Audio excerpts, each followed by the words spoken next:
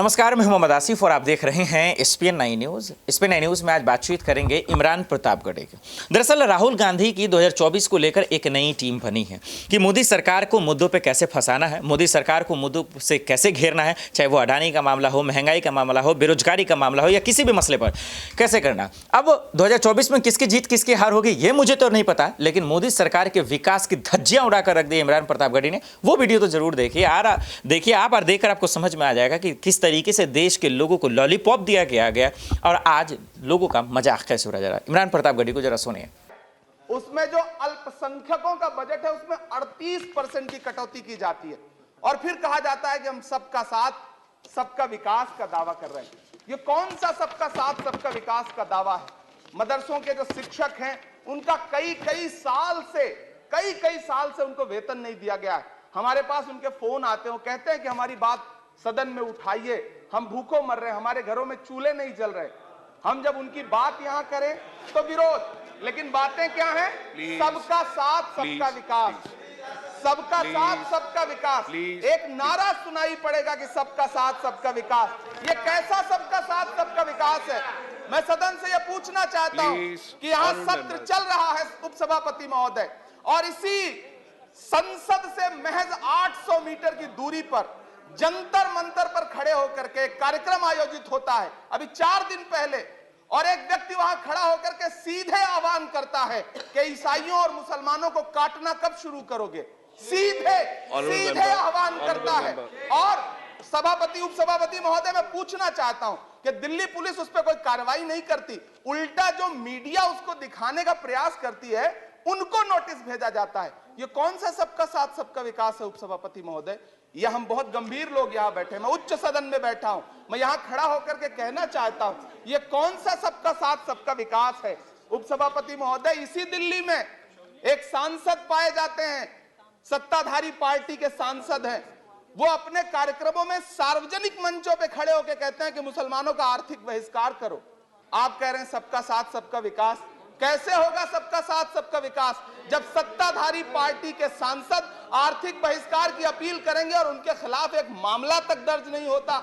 प्रधानमंत्री जी अपने भाषणों में सबका साथ सबका विकास की बात करते हैं, लेकिन अफसोस है कि जब राजनीतिक तौर पर विकास करने की बात आती है तो लोकसभा में एक भी टिकट ये सत्ताधारी दल किसी मुसलमान को नहीं देता, राज्यसभा में एक भी टिकट किसी मुसलमान को नहीं देता, विधानसभा में जो बड़े बड़े प्रदेश हैं उसमें एक भी टिकट मुसलमान को नहीं देता।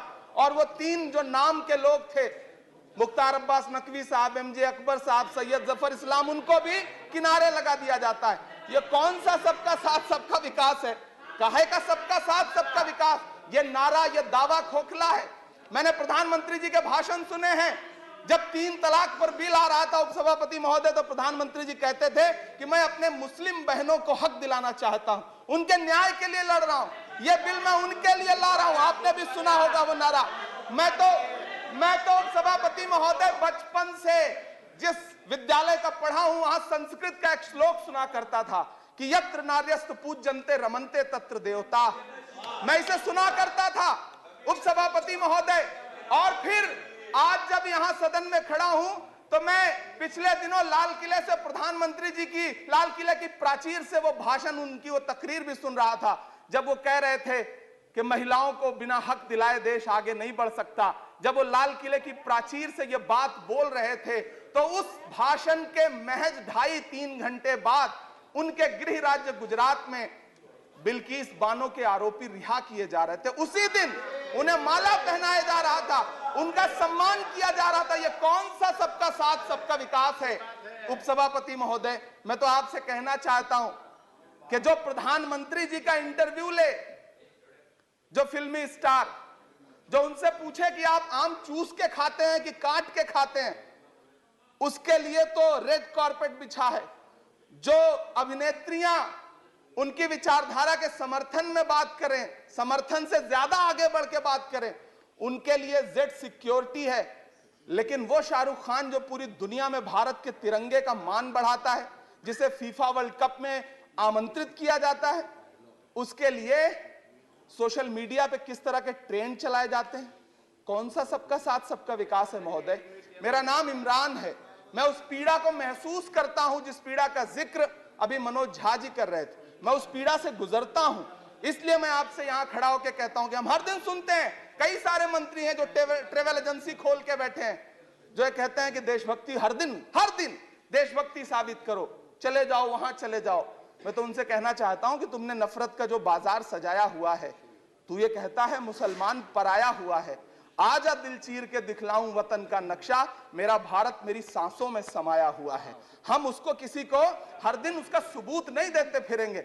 ऐसे में अगर ये बिल मांग करता है कि मुसलमानों के शैक्षिक और उनके सामाजिक, उनके आर्थिक उत्थान के लिए सरकार उस पर ध्यान दे, तो फिर तकलीफ क्या है, दिक्कत क्या है?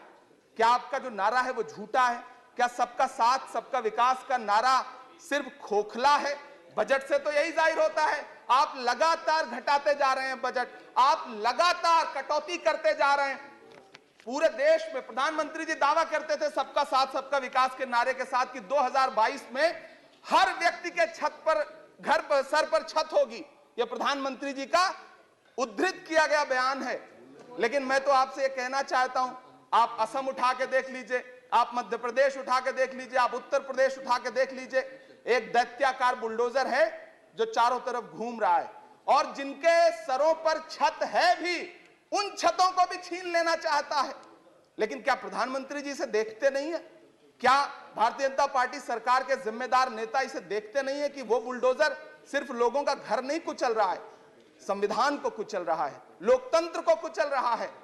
गुवाहाटी हाई कोर्ट की वो का स्टेटमेंट सुनिए आप, पटना के एक जज साहब का स्टेटमेंट सुनिए आप, फिर अदालतों का क्या काम रह जाता है?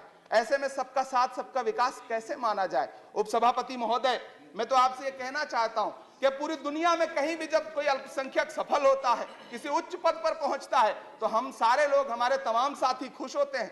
ऋषि सुनक जब प्रधानमंत्री बनते हैं तो भारत में जश्न मनाया जाता है, मुझे खुशी होती है। आप दुनिया के किसी दूसरे देश में अल्पसंख्यक अगर सफल होता है तो आप खुश होते हैं, मिठाइयां बांटते हैं। लेकिन अपने देश में अल्पसंख्यकों के खिलाफ किस किस तरह के नारे इसी दिल्ली और उसके इर्द गिर्द लगाए जाते हैं, क्या वो हम नहीं सुनते हैं? और अगर सुनते हैं, और अगर पाकिस्तान आपके लिए जिंदाबाद होगा, हमारे लिए हिंदुस्तान जिंदाबाद है, भारत जिंदाबाद है।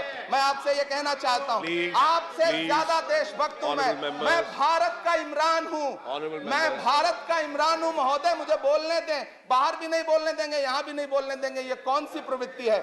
उपसभापति महोदय, मैं आपसे ये कहना चाहता हूं, ये जो साझी विरासत, अभी आदरणीय हमारे साथी राकेश सिन्हा जी बात कर रहे थे कि साझी विरासत अल्पसंख्यक बहुसंख्यक में बांटना नहीं है। मैं उनसे कहना चाहता हूं कि आदरणीय जरा सोशल मीडिया पे तो बहुत एक्टिव रहते हैं, रोज चैनलों पर भी बैठते हैं, चैनलों पे होने वाली डिबेट का स्तर देखिए। उसको रोकने के लिए हमारी सरकार रत्ती भर भी कोई कदम उठाना चाहती है? नहीं उठाना चाहती, बढ़ावा देती है।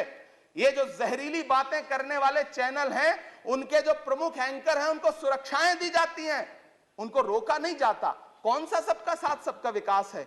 ये बिल जिस चीज की बात कर रहा है, अभी राकेश सिन्हा जी कह रहे थे कि प्रधानमंत्री जी ने कहा तिरंगा यात्रा निकालिए। मुझे पूरा विश्वास है कि प्रधानमंत्री जी ने कठुआ के बलात्कारी के समर्थन में तिरंगा यात्रा निकालने के लिए कभी नहीं कहा होगा, लेकिन फिर भी निकली। आपने सुना, उन्होंने बताया कि देश भले ही 2024 में मोदी सरकार जीत जाए, लेकिन लोगों का दिल नहीं जीत पाएंगे। भले ही कांग्रेस हार जाए, ये अलग मसला है, लेकिन आज हिंदू मुसलमान के बीच में ऐसी खतरनाक दरारें पैदा कर दी गई हैं जिससे देश का विकास हो ही नहीं सकता।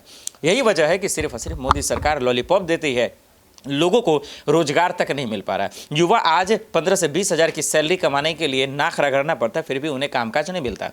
अब सवाल यह है कि इमरान प्रतापगढ़ी सरेआम भारी सदन से मोदी सरकार को खुली चुनौती दी है कि दम है तो मेरे सवालों का जवाब दीजिए। अब देखना पड़ेगा कि 2024 के मद्देनजर क्या वाकई में इमरान प्रतापगढ़ी सही कह रहे हैं। अगर हाँ, तो फिर बीजेपी इन चीज़ों को एक्सेप्ट क्यों नहीं करती, इन चीज़ों को मानती क्यों नहीं है? ये सबसे बड़ा सवाल है। और देखना पड़ेगा कि 2024 में किसकी जीत और किसकी हार होती है।